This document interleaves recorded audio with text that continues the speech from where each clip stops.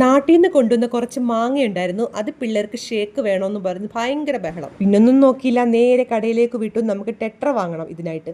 അങ്ങനെ ടെട്ര വാങ്ങാനായിട്ട് അതേ നമ്മൾ അടുത്തുള്ളൊരു മലയാളി കടയിലേക്ക് പോവാണ്. ടെട്രയൊക്കെ വാങ്ങി തിരിച്ച് വീട്ടിലേക്ക് പോയി. അമൂലിൻ്റെ ടെട്രയാണ് ഞാൻ വാങ്ങിച്ചത്.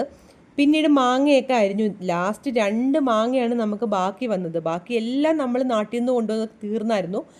ഷേക്ക് തന്നെ അടിക്കും. അങ്ങനെ ലാസ്റ്റ് ഷേക്ക് എന്നാൽ പിന്നെ വീഡിയോ എടുക്കുക എന്ന് കരുതി എടുത്തതാണ്.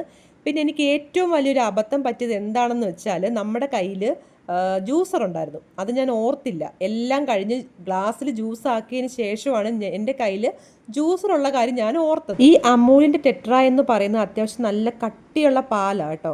അതുകൊണ്ട് തന്നെ ഞാൻ അധികം ചേർത്തില്ല. കാരണം പിള്ളേർക്ക് കഫക്കെട്ടൊക്കെ ഉണ്ടാവും എന്നുള്ളൊരു പേടിയുണ്ട്, ഞാൻ അധികം ചേർത്തില്ല. പിന്നെ കുറച്ച് വെള്ളവും കൂടെ ചേർത്താണ് ഞാൻ അടിച്ചത്.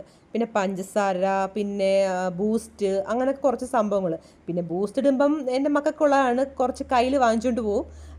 ഞാനും അങ്ങനെയൊക്കെ തന്നെ കേട്ടോ.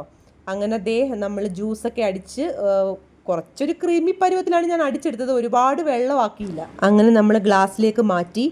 പിള്ളേർക്ക് ഭയങ്കര ഇഷ്ടം കേട്ടോ ഈ ഒരു ഷേക്ക് എന്ന് പറഞ്ഞാൽ, ഭയങ്കര ഇഷ്ടമാണ്. അങ്ങനെ നമ്മൾ ഗ്ലാസ്സിലൊക്കെ ആക്കിയിട്ട് പിള്ളേർക്കും കൊടുത്തു, ഞാനും കുടിച്ചു. എനിക്ക് അത്യാവശ്യം ഇഷ്ടപ്പെട്ടു. എന്നാലും എൻ്റെ ഹസ്ബൻഡ് ഉണ്ടാക്കുന്ന അത്രയും പറ്റിയില്ല കേട്ടോ. അപ്പോൾ ഓക്കെ, ബൈ.